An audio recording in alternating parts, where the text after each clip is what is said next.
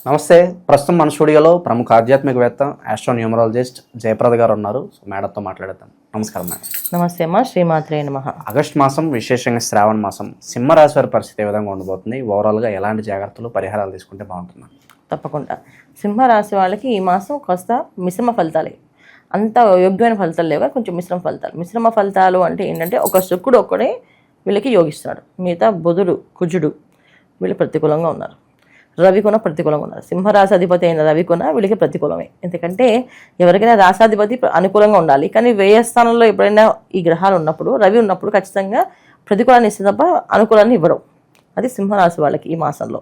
అన్నిటికంటే ముఖ్యం ఏంటంటే, సింహరాశి వాళ్ళకి ద్వితీయ స్థానంలో కుజుడు, కుటుంబ స్థానంలో కుజుడు, ధనస్థానంలో కుజుడు, తర్వాత నేత్రస్థానంలో కుజుడు. అందువల్ల ఏంటంటే శరీరానికి సంబంధించిన కాస్తంత ఇబ్బందులు, శారీరకమైన కష్టము, మానసికమైన కష్టము. మానసికమైన కష్టం అంటే కంటికి సంబంధించిన కొంచెం ఇబ్బంది, కంటిలోంచి నీరు కారడము, కళ్ళు విపరీతంగా ఇబ్బంది పడ్డము, కళ్ళు ఇలాగా కొట్టుకుంటూ ఉండడము, కుడిక నదుతుంది ఎడంక నదుతుంది అంటారు కదా, ఇలా కుడిక నదుతూ ఉండడము, ఎడంక నదుతూ ఉండడము వీళ్ళకి జరుగుతూ ఉంటుంది.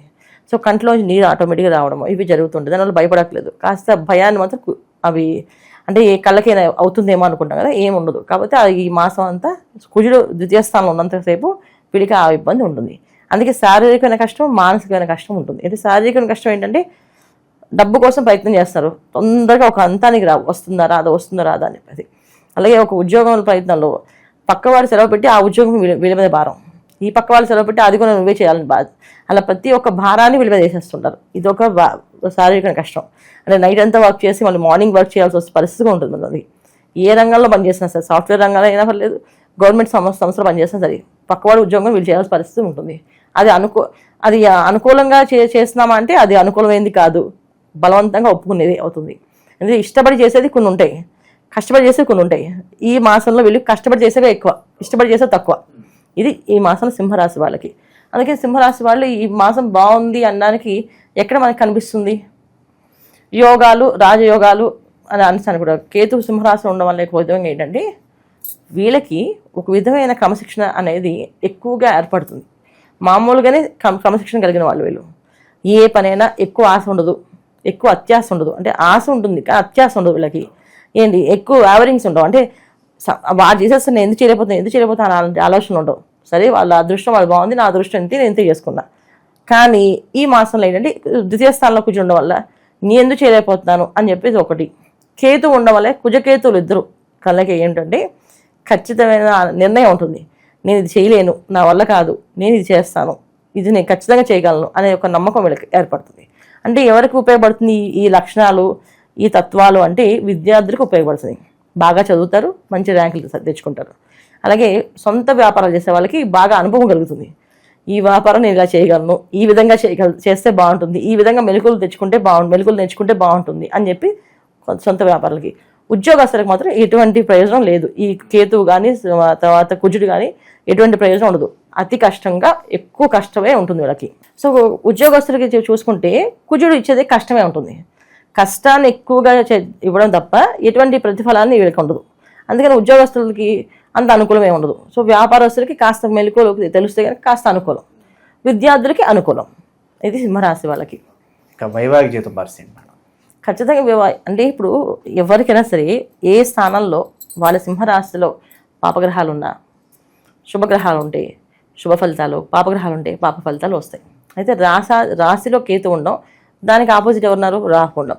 ఈ రాహు శనేశ్వరుడు వక్రించి శని రాహులు అంటే శనేశ్వరుడు ఇచ్చే ఫలితం కూడా వీళ్ళే ఇస్తారు. కాకపోతే వీళ్ళకి అష్టమ శని నుంచి కాస్త రిలీఫ్ పొందింది అనుకోవడమే తప్ప, ఇక్కడ రాహు ఉన్నాడుగా, అది ఇంకాస్త నిద్ర అవస్థ ఎక్కువగా పెంచుతాడు. అంటే విపరీతంగా నిద్రపోవడము, లేవలేకపోవడము, టైర్డ్ అయిపోతారు. టైట్ అంటే కాదు, అది మామూలుగానే శరీరం అంతా ఏంటంటే పొద్దున్న 6 లేచేవాళ్ళు ఈ మాసం అంతా 8 లేస్తారు. ఎందుకు లేస్తారు? రీజన్ ఉండదు వాళ్ళ దగ్గర. రాత్రి ఎర్లీకి పడుకుంటారు. మళ్ళీ రాత్రి ఎర్లీగా పడుకునే వాళ్ళు రాత్రి ఆలస్యంగా పడుకున్నాం అనుకోవడం లేదు. రాత్రి ఎర్లీగా పడుకుంటారు, పగలు ఎర్లీగా లేవలేరు. ఇది జరుగుతుంది. సో ఎక్కువ బద్ధకాన్ని ఇస్తాడు, బద్ధకంగా ఉంటారు, ఏ పని చేయబుద్ధి కాదు. చేద్దాం ఎవరో వచ్చి గట్టిగా తోస్తే చేద్దాం అని చెప్పి అనే లక్ష్యం ఉంటుంది. అన్నిటికన్నా ముఖ్యం ఏంటంటే వీళ్ళకి ఆరోగ్యము, తర్వాత శారీరకమైన కొంచెం కష్టం అంటానా. శరీర కష్టం అంటే బ్యాక్ పెయిన్ సంబంధించిన కానీ, వెన్నుకు సంబంధించిన నొప్పులు కానీ కొంచెం ఎక్కువగా ఉంటుంది. తర్వాత గుండెకి సంబంధించిన కొన్ని పెయిన్స్ కొంతమందికి. హార్ట్ అటాక్ అనే ఫీలింగ్ వస్తుంది, కానీ అది కాదు. అది సంబంధించి గ్యాస్ సంబంధించిన నొప్పులే ఉంటాయి. కాకపోతే ఆ భయం ఎక్కువ అనారోగ్య సమస్య ఉంది అనే ఫీలింగ్ అనేది ఎక్కువ కనిపిస్తుంది వీళ్ళకి, కానీ అనారోగ్య సమస్య ఏమి ఉండదు. కానీ కూర్చున్నంత కాలం వీళ్ళకి అలాగే ఉంటుంది. ఏ మసాలా ఐటెం తిన్నా వీళ్ళకి పడదు. ఈ మాసంలో ఏది కొంచెం ఎక్కువ తిన్నా అది పడదు వీళ్ళకి. తక్కువ ఆహారం తినాలి. ఎందుకంటే శ్రావణ మాసం వర్షాకాలం అంటాం. సో ఈ వర్షాకాలంలో ఏం తిన్నా అరగదు కదా. సో వీళ్ళు ఇంకా తక్కువ తినాలి. మామూలుగా 3 పూటలు తినేవాళ్ళు 2 పూటలు తినాలి. 2 పూటలు తినేవాళ్ళు 1 పూట తినాలి. 2వ పూట చేసి లైట్గా ఏదైనా తాగడము, అంటే ద్రవ పదార్థాన్ని ఫస్ట్ తీసుకోవడం చేసి తప్ప, ద్రవ పదార్థం అంటే ఏదో ఫ్రూట్ జ్యూసో కొబ్బరి బొండమో అలాంటివి తాగాలి తప్ప, దాంట్లో కూడా మళ్ళీ వేరే ద్రవ పదార్థాలు కాదు. అంటే గోచార పరంగా ఇప్పుడు ఫలితాలు ఏమన్నా బాగుందంటే బాగుందని చెప్తారు, కానీ కామెంట్స్లో కొంతమంది మేడం మీరు బాగుంది అంటున్నారు, మా జీవితం ఎలాగే ఉంది మేడం, ఎక్కడ తీసింది అక్కడే ఉంది అని అనుకుంటూ ఉంటారు. ఇది ఎందుకు ఇలా జరుగుతుంది అంటారు? ఇది జాతకాన్ని ఖచ్చితంగా పరిశీలించగలమా. ఎందుకంటే మన జాతకం అనేది పురుషార్థాలు అంటారు, అంటే ధర్మార్థ కామ మోక్షములు. ధర్మం, అర్థం, కామం, మోక్షం.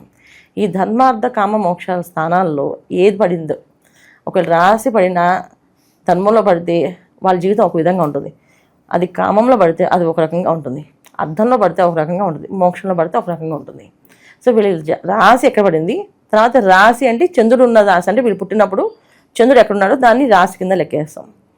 వీళ్ళు పుట్టిన టైం ఉంటుంది, ఆ టైంని లగ్నం కింద లెక్కేస్తాం. సో లగ్నం ఏమైంది, ఈ లగ్నం ఎక్కడ పడింది, ఈ ధర్మార్థ కామ మోక్షాల్లో పడిందా చూసుకోవాలి. అలాగే కారకత్వాలు చూసుకోవాలి, దశ అంతర్దశలు చూసుకోవాలి. పుట్టినప్పుడు నక్షత్రం వంశోదయ దశ అని ఉంటుంది. పుట్టగానే తల్లిదండ్రులకు బాగా యోగం ఉంటుంది. కొంతమంది పిల్లలకి వాళ్ళ యోగం అనుభవించాల్సింది తల్లిదండ్రులకు వస్తుంది. ఎందుకంటే మరి వాళ్ళు అనుభవించారు కదా, వాళ్ళు కార్లో తిరగాలి, తల్లిదండ్రులకి కారు లేదు, వాడు పుట్టగానే కారు కొనిస్తారు. ఎందుకంటే వాడు కార్లో తిరగాలి యోగం ఉంది అబ్బాయికి, అందుకే కారు కొంటారు. అదే ఆ అబ్బాయి మంచి కంఫర్ట్గా ఇంట్లో ఉండాలనుకున్నాడు, అలాగే సొంత ఇల్లు ఉంటుంది. ఇలాంటి విషయాలన్నీ కూడా పర్సనల్ జాతకంలోనే వస్తాయి. మా జీవితం ఇలాగే ఎందుకు ఉంది అంటే మీరు పర్సనల్గా జాతకం చూపించుకోవాల్సింది.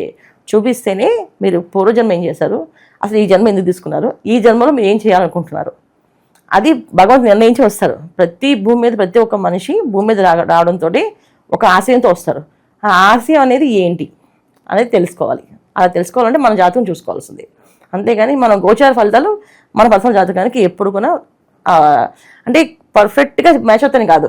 ఒక్కొక్కసారి ఏంటంటే ప్రకృతి మనకి సహకరిస్తుంది. గోచార ఫలితాల్లో అనుకూలంగా ఉంటే మన జాతకంలో ప్రతికూలంగా ఉన్నప్పటికీ కూడా ప్రకృతి మనకు సహకరిస్తుంది. ఇప్పుడు నాకు తినే యోగం లేదనుకోండి, సరే పక్క వాళ్ళు తినే యోగం పెట్టే నేను అవకాశం ఉంటుందా, నేను అన్నం పెట్టగలుగుతాను. చాలామంది డైటింగ్ అని చెప్పి తినడం మానేస్తున్నారు పాపం, ఓన్లీ మన జ్యూసులు ఫ్రూట్స్ తాగుతున్నారు. వాళ్ళు తినే యోగం ఉంది కదా వాళ్ళకి, శుభ్రంగా తెలుసుకునే వాళ్ళు ఆయన ఎందుకు డైటింగ్ చేస్తారు, అది వాళ్ళ జాతకంలో ఉండే అర్థం అంట. అంటే వాళ్ళ జాతకంలో కర్మ అనుభవించాలి. ఇన్ని రోజులే బియ్యం గింజలు తినాలని రాస్తుంది, అన్ని రోజులు బియ్యం తినేస్తే ఆపేస్తారు, మిగతా ఆహారాలు తింటుంటారు. ఇలా ప్రతిదీ కూడా మన జీవితాన్ని జాతకాన్ని ముడివేసుకుని చూసుకుంటుంటే రైట్ అండ్ రాంగ్ తెలుస్తుంటుంది ఎప్పుడు కూడా. ఓవరాల్గా ఈ మాసం ఎలాంటి పరిహారాలు చేసుకుంటే బాగుంటుందంటారు మేడం ఈ రాశి వాళ్ళు? ఎక్కువ సూర్య ఆరాధన, ఎందుకంటే ఆరోగ్య సంబంధించి, కంటికి సంబంధించి, వెన్నుకు సంబంధించిన ప్రాబ్లమ్స్ ఉన్నాయి కనుక ఆదిత్య హృదయం చదవడం, సూర్య నమస్కారం చేయడం, రాగి చెంబులో నీళ్ళని పెట్టుకొని తాగడం, తర్వాత రాగి చెంబుతో నీళ్ళని మా సూర్యభగవానికి అర్ఘ్యం వదలడం, అంటే సూర్యభగవాన్ చూపించి ఆ నీళ్ళలాగా సూర్యభగవాన్ దగ్గర తులసి కోటలో వేయడం, ఇవి చేస్తూ ఉండాలి. ఆదిత్య హృదయం చదవడం కానీ వినడం కానీ చేయాలి. ఇంకా అనారోగ్య సమస్య ఎక్కువగా ఉంది అంటే ఇంట్లో అరుణ పారాయణ చేయించుకోవడం చాలా చాలా విశేషమైన ఫలితం. ఈ మాసం శ్రావణ మాసం కనుక అరుణ పారాయణ చేస్తే ఇంకా చాలా విశేష ఫలితం వస్తుంది. లేదు రుద్రాభిషేకం చేయించుకోండి, ఇంకా బాగా విశేష ఫలితం ఉంటుంది. రుద్రాభిషేకం కానీ అరుణ పారాయణ కానీ ఇవేమీ కాదు. ఆదివారాలు నవగ్రహాలకు ప్రదక్షిణాలు చేసి రావి చెట్టు ఉన్న నవగ్రహాలు, రావి చెట్టు ఉన్న ఒక గుళ్ళో రావి చెట్టు చుట్టూ 11 ప్రదక్షిణాలు, నవగ్రహాలకి 11 ప్రదక్షిణాలు చేసి నమస్కారం చేస్తే కూడా అనారోగ్య సమస్య నుంచి బయటపడతారు. ఓవరాల్గా ఈ రాశి వాళ్ళందరికీ కూడా ఈ మంత్ ఏ విధంగా ఉండబోతుందో చాలా బాగా వివరించారు. ధన్యవాదాలు మేడం. నమస్తే అమ్మా. శ్రీమాత్రే నమః.